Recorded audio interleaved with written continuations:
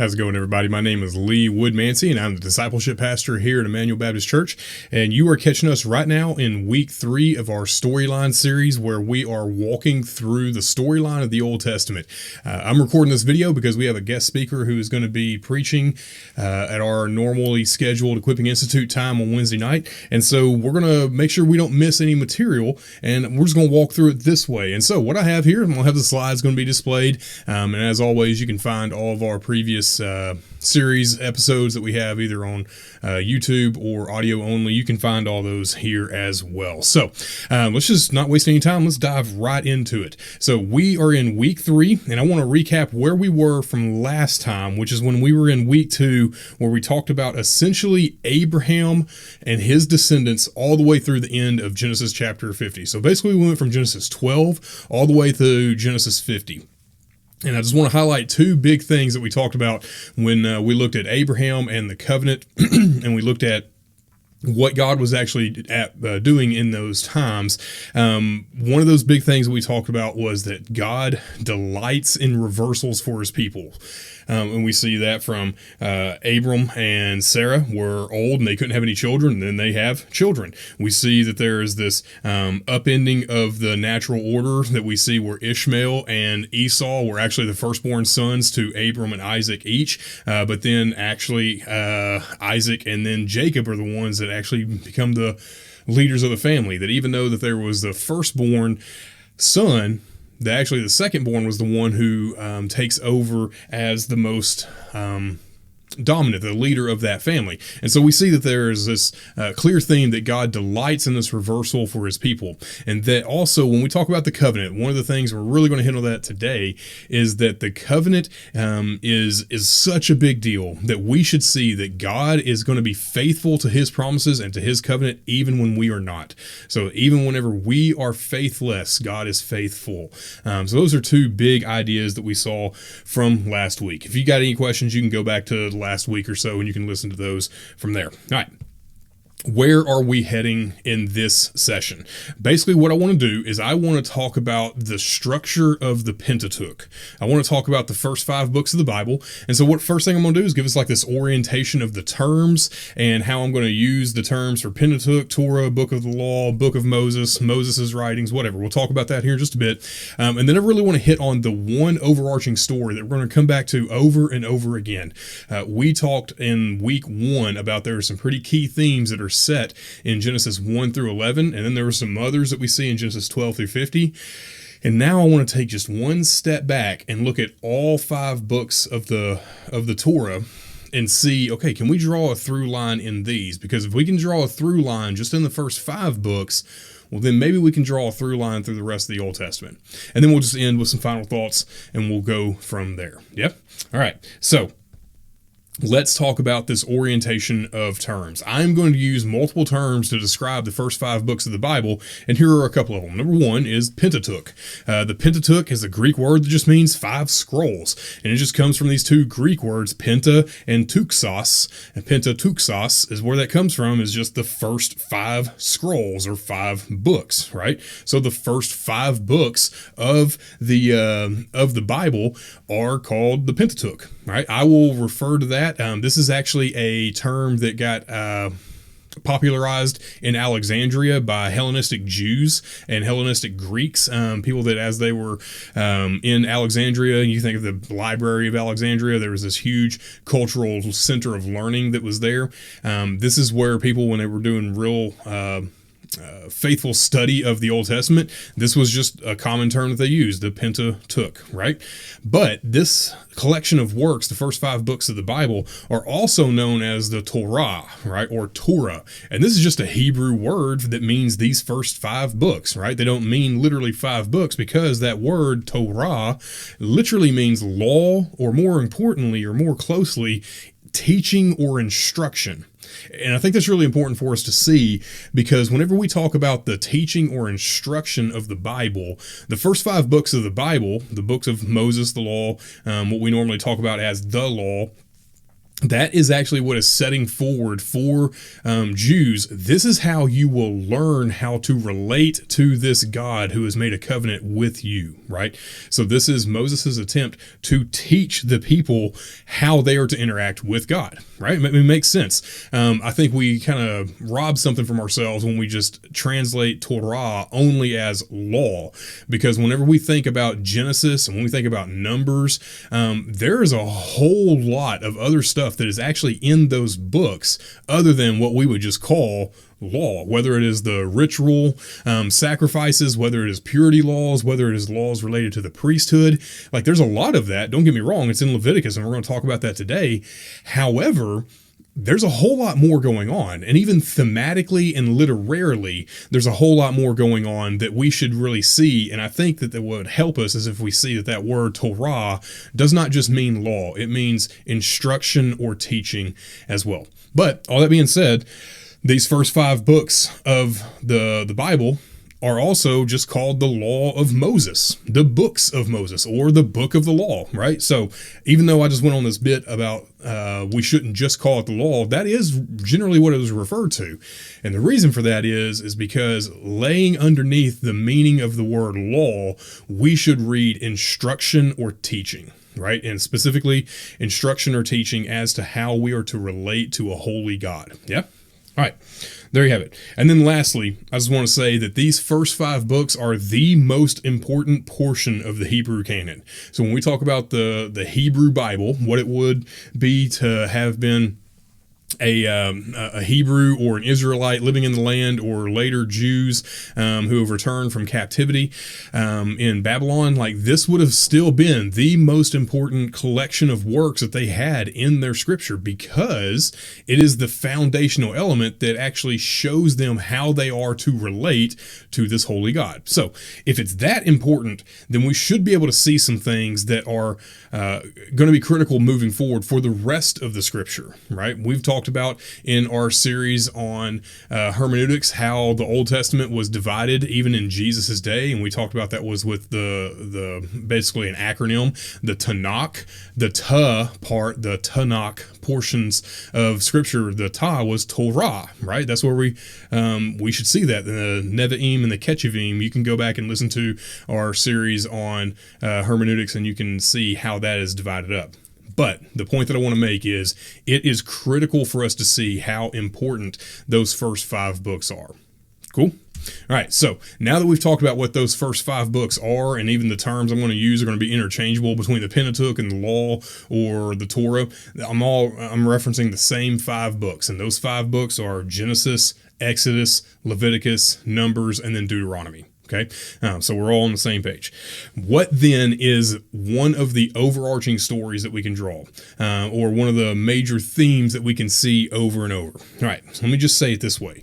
When we read the Torah, when we read the Pentateuch, we should see it as one singular work that has 5 individual volumes that go with it.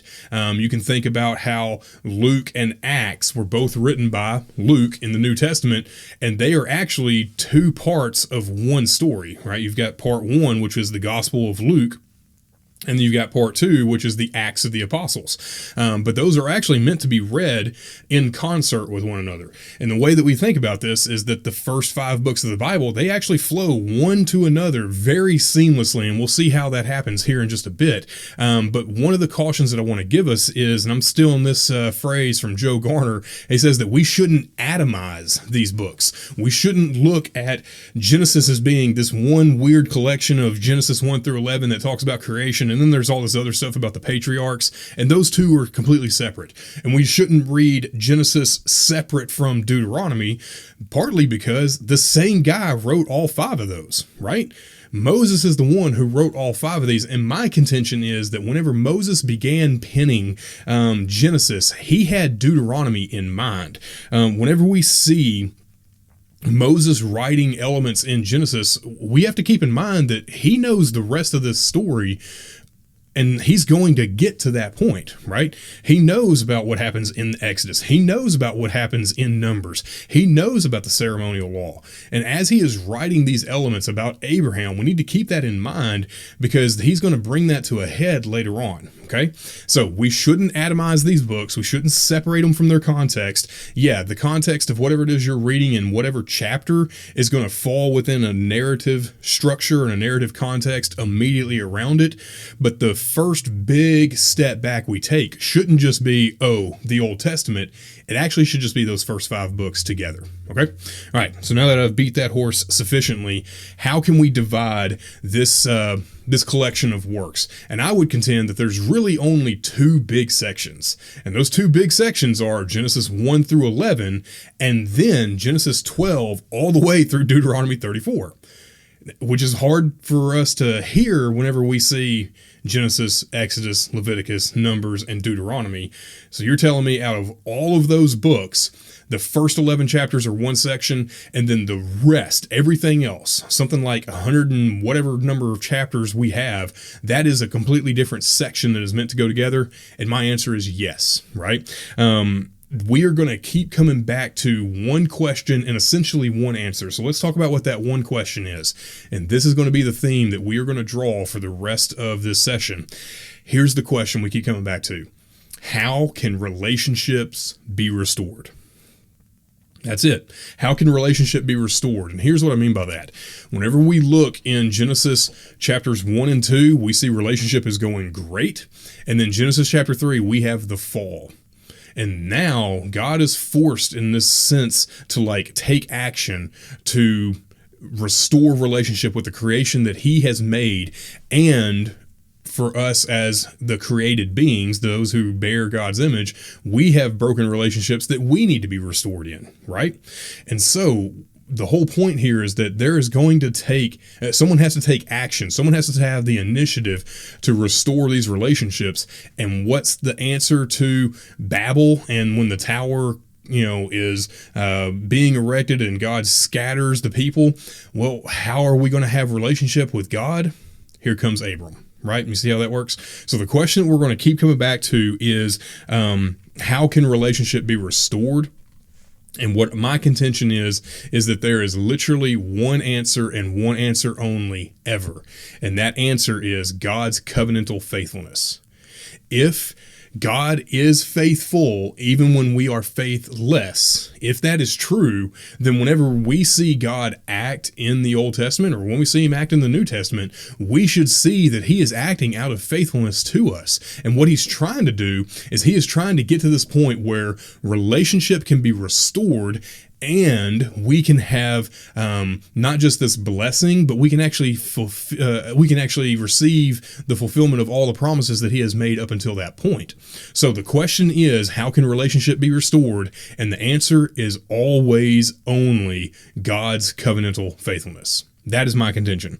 And one thing that I think we ought to see every time we crack open the Pentateuch is we should see that this collection of works, especially Deuteronomy, we'll hit on that as a really clear, clarion call, but this stands in for the rest of the scripture of the Torah.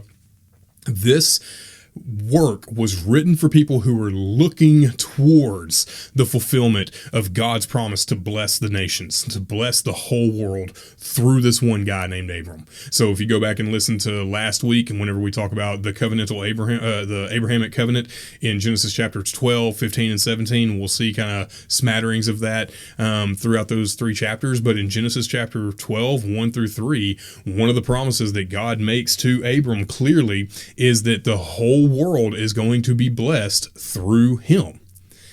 Now, if that's true, that God is actually going to bless the entire world, and Moses knows it, and he knows that God is faithful to his covenant, well, then we should be anticipating, okay, how's this going to work out? What's going to happen? What happens when Israel really messes up with the golden calf? How can relationship be restored? How is God going to bring about his covenantal faithfulness? And how are the nations going to be blessed through this? Because it looks terrible right now. That's the question we're going to look at for the rest of the session. And so basically what I want to do is I want to come back to that one question. How can relationship be restored? And what I want to do is I want to start looking at not all, I want to look at some of the instances in Genesis all the way through Deuteronomy, and we're going to see this theme, and there are plenty of examples. I'm going to give a couple here, but we're going to see how there are examples of there is a brokenness in relationship, and then God acts to restore that relationship in the context of his covenantal faithfulness, right? All right, so let's look at Genesis just real quick. Let me give us a couple of examples. Number one, let's think about Adam and Eve when they sin. When you have Genesis 1 and 2, relationship is great. Everything is going well. Genesis chapter 3, there is this brokenness in relationship, and you can actually go and look in Genesis chapter 3, verse 21, right before we get to Genesis 4 with Cain and Abel. And what we'll see is that God, in his goodness, he provides a covering for Adam and Eve. And the reason that's important is because one of the things that Moses highlights is that whenever they had fallen into sin, Adam and Eve recognized that they were naked and there was shame. Well, what does God do? Well, he kills an animal, he skins it, and he provides covering. He provides clothing for them. And this is a demonstration of how God is going to take the initiative in order to restore relationship with each other, with Adam and Eve. And also there's going to be this way of God providing for a means for them to be made right with him. I think this is a very, very nascent hint of how God is going to use the sacrificial system to instruct the people that there must be a shedding of blood for the remission of sins. And we see that the author of Hebrews picks up on that idea as well, that without the shedding of blood, there cannot be remission of sins. But he goes so far as to say, yeah, but it ain't bulls and goats and stuff. It's actually God himself, right? And so God himself here in Genesis 3:21, he covers the shame of his creation. Yeah. So Adam and Eve, there's you an element of God taking the initiative to restore relationship. What about during the flood? As soon as the flood is foretold that God is going to destroy the whole world, who do we meet? We meet Noah, and that he is called by God to build this crazy big boat and put all these animals on there, and him and 7 other people, 8 total, are going to be saved through the flood. So even though God is announcing judgment, he is actually already providing, but this is how you're going to relate to me. He is already making a way for them to have right relationship with God. So we see Adam, and then we see this next big figure in Noah. We see God providing for both of them, right? So those are 2 big examples. Let's look at the third one, the Tower of Babel. I've already mentioned it. So whenever we get to the Tower of Babel, there in Genesis chapter 10 and 11, really chapter 11, we see that there's humanity's pride is just going from bad to worse, and they start building a tower. They're going to show God that who they are. They're going to make a name for themselves. Well, then God scatters the people, and what's the next thing he does? He calls Abram. And what does he do in Genesis chapter 12, 1 through 3? He calls Abram, and he immediately starts making covenants with him. He starts cutting a covenant with Abraham, making promises to this man that the one requirement that God has of Abram at this point is to believe him. That's it. It's just he's supposed to believe him. He's supposed to trust him. And so that is what we see Abram doing in Genesis 11 and 12. And then let me talk about one last example, and let's look at Joseph's final words in Genesis. And it's not exactly his final words, but it's functionally the last words that we really need to hear. So I want to read for us Genesis chapter 50, verse 20. This is what Joseph is saying to his brothers, the ones who had sold him into slavery, who thought about killing him. This is what Joseph says to his brothers. As for you, you meant evil against me. So whenever you sold me into slavery, whenever you were thinking about killing me, you meant it for evil against me. But God meant it for good, to bring about that many people should be kept alive as they are today.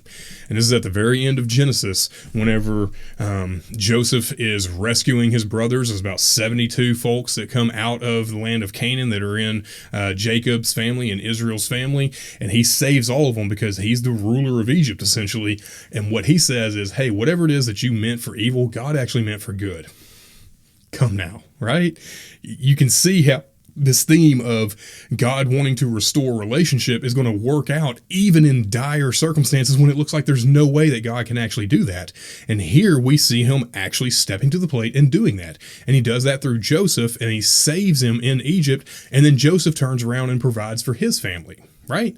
So that's how this theme is starting to get traced. Remember, Moses is writing from the perspective of he knows all this with the story going to happen when he started writing in Genesis all the way through Deuteronomy. All right, so let's look at the next book. Let's look at Exodus. And here we're going to be a little more thematic. So let's just talk in generalities here. In Exodus, we see that Israel is in bondage, and then what happens from there? God calls Moses to lead the people out of Egypt, right? Charlton Heston shows up and says, let my people go to Pharaoh, right? He doesn't do that for no reason. He does that because God called him, right? The burning bush in Genesis 13, and he gets moved in his spirit where he goes back to Egypt where he had recently fled, and he is going to lead the people out of slavery, out of bondage, right? Come now, you see this theme. How is relationship going to be restored when God's people are crying out in Egypt? Well, I'm going to send someone to deliver them, right? In fact, we'll talk about the Song of Moses later, but in Exodus 15, whenever we have Israel crossing the Red Sea, we see when they get to the other side, they sing a song, and this is the first time the word salvation is used in the Bible. And what that word salvation means is that they have been rescued from peril, that they were going to die, and now they are not dead because God has provided. He has been the one who has made a way for a relationship to be restored. Right? So we see that there in Exodus. And then we see this promise in Exodus 19 that as Israel is gathered at Mount Sinai, we'll talk more about that in the coming weeks. As they're gathered there at Mount Sinai, the promise in Exodus 19 is that this nation, Israel, who just came out of bondage in Israel or in Egypt and are going into the promised land, they are going to be a kingdom of priests. Like the entire nation is going to be holy to God. Why? Well, that's so that they can represent God to the nations, so that the nations can be blessed through him and through them, and that God's blessing would go to all the nations, fulfilling the promise made to Abraham, because God took the initiative, because God is the one who provides, because God is answering the question, how is the world going to know that relationship can be restored? He says in Exodus 19, because there's going to be an entire nation made of priests who are going to understand my holiness and who are going to understand how I operate. Yeah? Let's drive on. We have Israel and the golden calf. Moses goes up on the mountain. He's going up there to receive the 10 Commandments. Remember, Charlton Heston coming down with these 2 stone tablets, and literally he's up there for like 40 days. You can actually go and look in Exodus 24 and then in Exodus 32 where we actually see the golden calf. This is all one 40-day period between Exodus 24 and 32. And Moses is up there receiving the law, the Torah, the instruction, the 10 Commandments, as well as a whole bunch of other laws. And while he's up there for 40 days, Israel starts getting real antsy, and they're like, you know what? Let's forget about this whole Moses and God thing. Let's get us a golden calf, and that's what they do. And Moses shows up, and he sees that there's this wickedness where they are not only worshiping an idol, that they are forsaking God completely. And so, how does God remedy that? He gives Moses the instructions for the tabernacle, where God is no longer going to be like this high and ethereal, abstract concept that's going to be up on the mountain where only Moses can go. No. He's going to build a really cool tent called the tabernacle or the tent of meeting, and God is going to dwell there. If you want a representation, you can think of it this way. There's this golden calf, that this desire that Israel has for this representation of who God is, even though they completely missed the mark and they shouldn't have done it. God provides for them. This is where you will know my presence rests, right? And that's where we see God's presence becomes a huge deal in the rest of Exodus into Numbers, right? And so what's going to happen from there is God is providing a way for them to know how a relationship is to be maintained, right? And so what happens is they finally build the tabernacle, but there's a problem. After the tabernacle was constructed, Moses is given really clear instructions of how they're supposed to build this thing, the exact length and architectural plans for all sorts of stuff. They build the tabernacle, and at the very end of Exodus, in Exodus 40, verses 34 through 38, Moses, let me just read it for us. That way we're not just taking my word for it. In Exodus 40, the tabernacle's been constructed, and so now we're like, okay, God's plan to actually come into relationship and restore this relationship with his people, this is where we see, okay, it's coming to a head. Exodus 40, verse 34. Then the Lord covered the tent of meeting, and the glory of the Lord filled the tabernacle. So his glory comes off the mountain and goes into the tent, and it's filling it. And Moses was not able to enter it. What? I thought the whole point of this tabernacle was so that we could have God's presence with us. Yeah, that is the point. But we've misunderstood God's presence in some sense because he is completely holy and he is dangerous. His holiness will eradicate you if you are sinful. And what was the last big episode of sin? This golden calf. And because that golden calf issue has not been finally dealt with, we've got to deal with it right now. Moses goes to celebrate God dwelling with his people through the tabernacle, and he can't. Why? Because he has sin. And that's how Exodus ends. And the very next book is Leviticus. And so in Leviticus, what we have is a series of laws, a series of commands, a series of tasks that Israel is to undergo so that they can rightly relate to God. Here's what I want us to see. Number one, there is this lingering issue of Israel's sin with the golden calf from Exodus 32 still hanging around, right? From Exodus 19 all the way through Numbers 10, 11 or so, Israel is at the foot of the mountain at Mount Sinai. They've been there for like a year and a half, something like that, right? And so there's these lingering issues. And so as God is saying, you can't have relationship with me just any way you want, you're going to have to do it the right way, he begins issuing ways in which they are going to be able to deal with their sin and God's holiness. And so what happens in Leviticus is that God is going to focus on his holiness, and he's going to show us how we're to relate to him so that we don't get incinerated, because he is a holy God who will kill you because he is dangerous, right? It is like the street. The illustration I use is that I want my children to be afraid of the street. There is danger there. They can die. If they get goofy and play out in the street, they can die easily. I don't want them to be cowering in fear in the house because the street is just on the other side of the wall. No. I want them to understand that there is danger there, but there is also all sorts of benefits. Like, that's how we receive life in many ways. Where we go and come from life is right out there.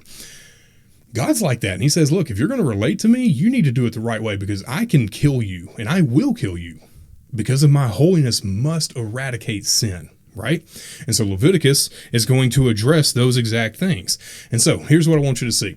Leviticus in many ways is really focused on only three major issues. And we'll hit a fourth one that's kind of the central part of the book. But there's three major areas.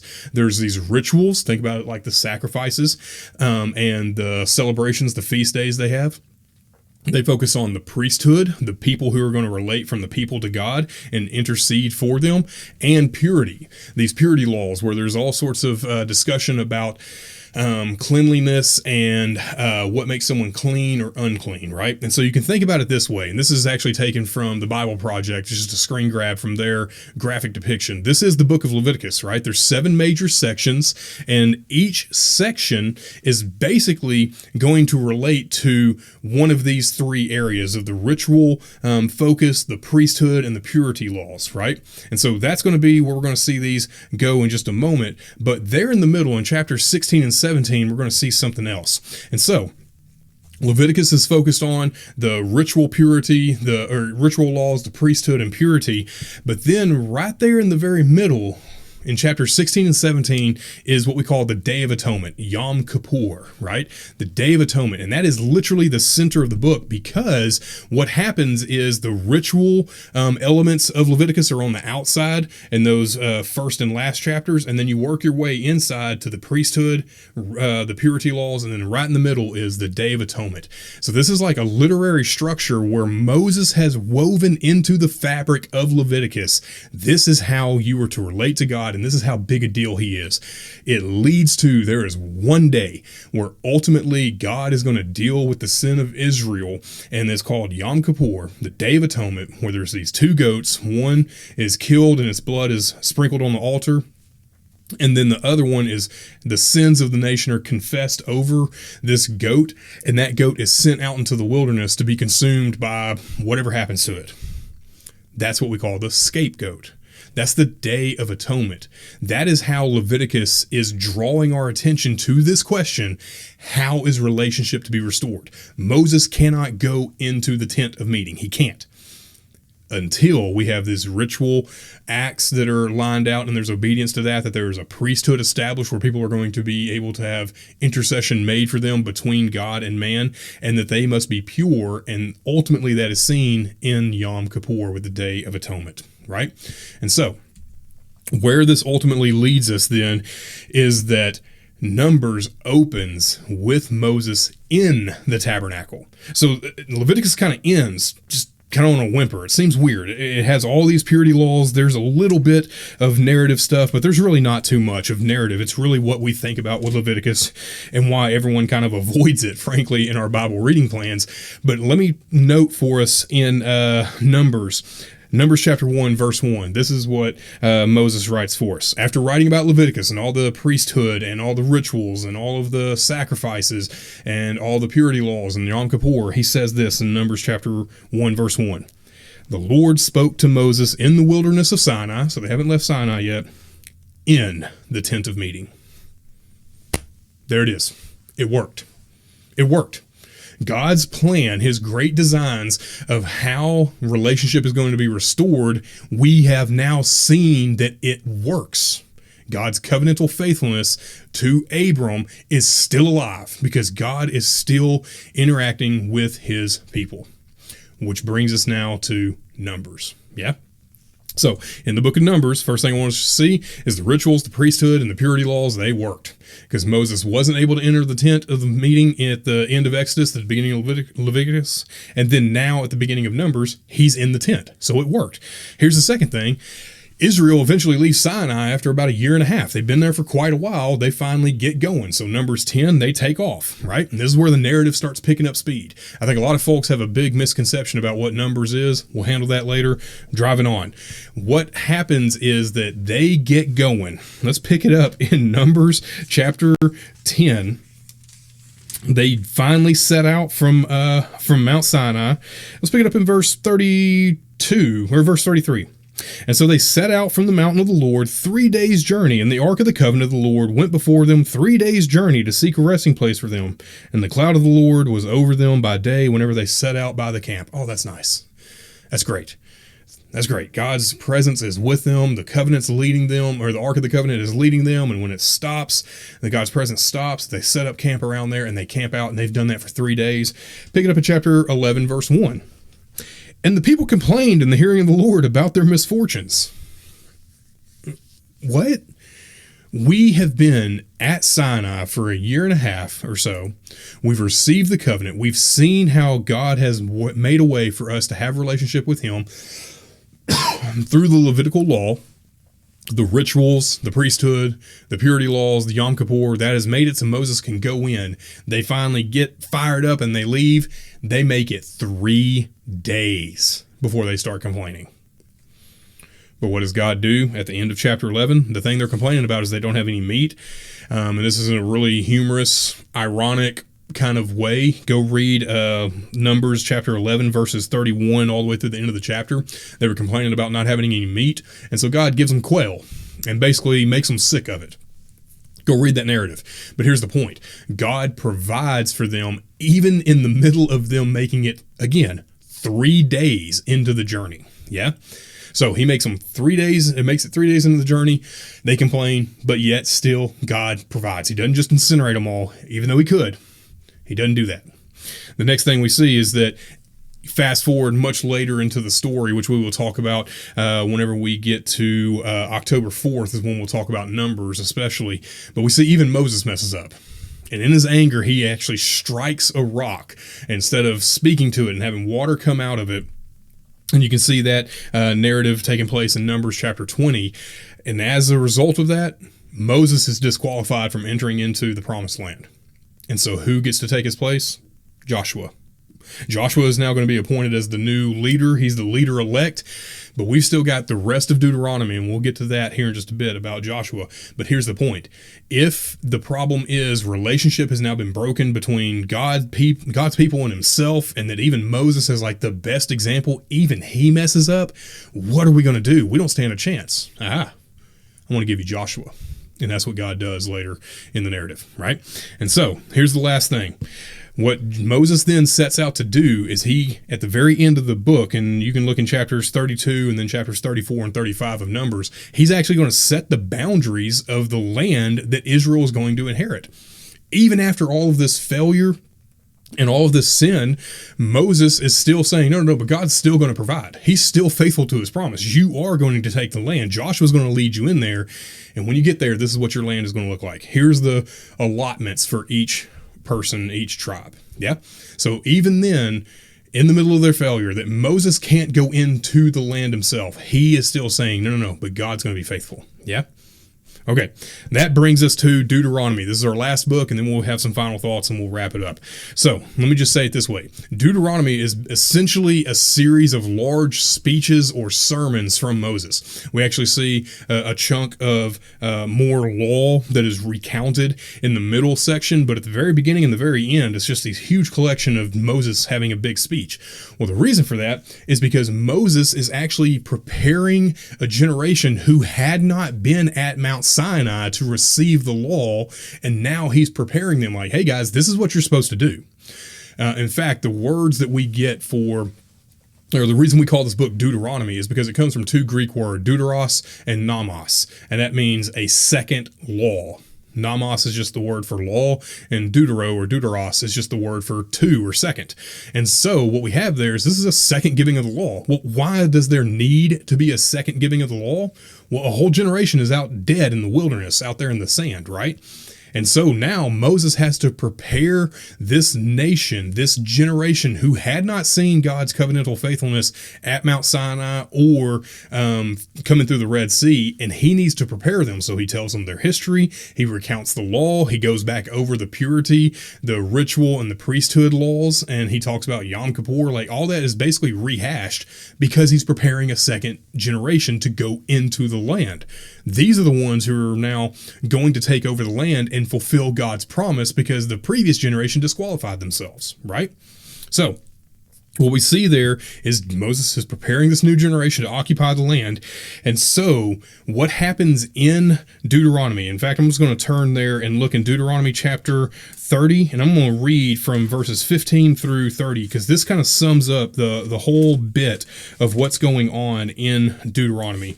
And it's this: we have a choice to make in Deuteronomy chapter 30, verses 15 through 20. Let me read that for us. This is Moses speaking. See, I have set before you today life and good, death and evil.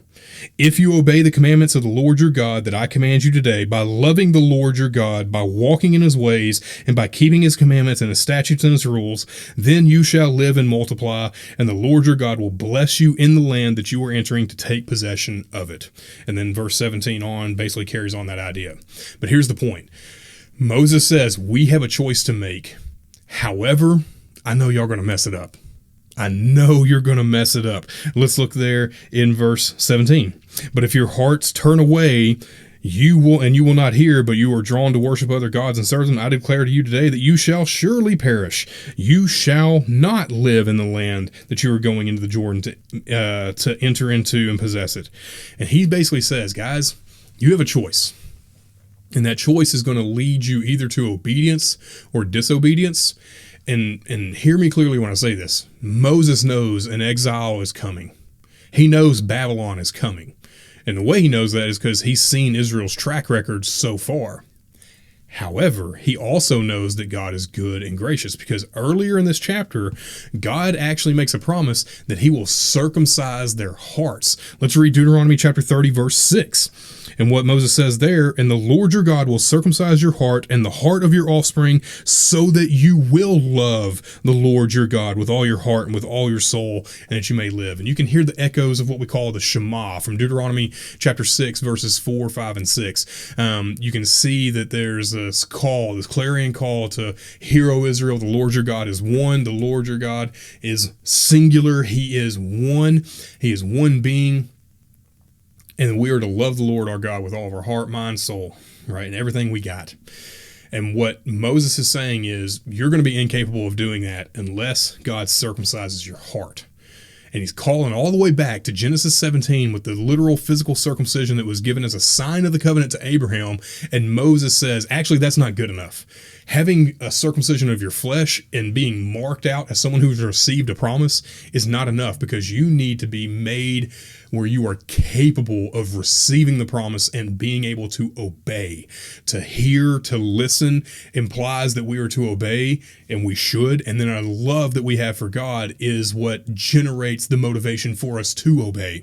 And what Moses says in Deuteronomy 30, verse 6 is that God's going to circumcise your hearts so that can actually happen. And this is what happens at the very end of Deuteronomy. Moses lays out the law. He says, there's this promise I set before you, life and death. I am handing you off to Joshua. We'll see that in the very next book, Joshua. And then Moses goes up on the hill and dies.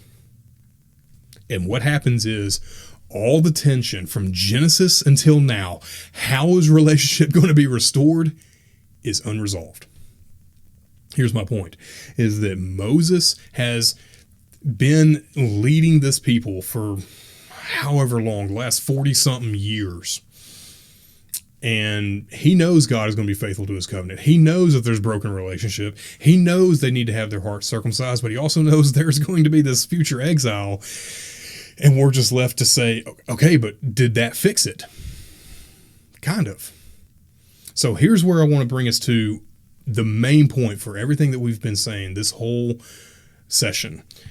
If we can see patterns being set in Genesis 1 through 11, and that carries all the way through Genesis, maybe those patterns and those themes, or in this case, this question of how a relationship is to be restored, maybe those themes and questions actually carry not just from Genesis, but Genesis all the way to Deuteronomy. And if those themes carry all the way to Deuteronomy, do they not also carry through to the rest of the Old Testament? And I think the answer to that is yes. So here's some final thoughts. Don't look at Genesis through Deuteronomy as these standalone books. They all tell one story. Moses wrote all of it collectively at one time. He knows how Deuteronomy is going to end when he starts writing Genesis 1. Yeah? Don't look at these as atomized books. Next, we should see that God's arc of redemption is quite long. All that tension that's been building from Genesis till the end of Deuteronomy is unresolved. Moses dies. Joshua is going to lead the people into the land, and are they even going to make it? Judges actually picks up at the very end of Joshua's reign, and things still aren't done. Right? His arc of redemption is absolutely long. However, God is going to relieve and resolve this tension over time. That's why we have the Old Testament. That's the whole point, is that God is going to play out over time, progressively revealing more and more about who he is to his people throughout the course of Scripture, right? Throughout the course of the storyline of the Old Testament. And so, God's answer to this question of how will relationship be restored is Jesus. And of course, that's what I'm going to say.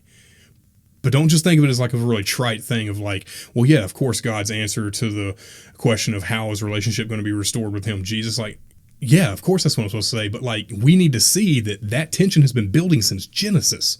That tension is building and is in many ways at a crescendo at the end of Deuteronomy when Moses dies. The guy who is supposed to lead us there dies. He doesn't even get to enter into the promised land. And so here's the thing that I want us to see is that not only is God's answer to this question only, ever, always Jesus, here's another element that I want to say is that God's promise has been partially fulfilled now, but we ultimately wait his consummation. We see it in Jesus, yeah.